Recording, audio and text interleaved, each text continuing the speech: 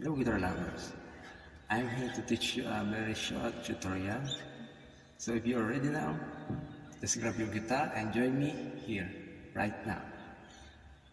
So just put your index finger on the second fret from A string, then your middle finger put on the fourth fret of G string, then your ring finger put in the high string in the fourth fret, and then your pinky to the fifth fret of B string. Then you scratch this.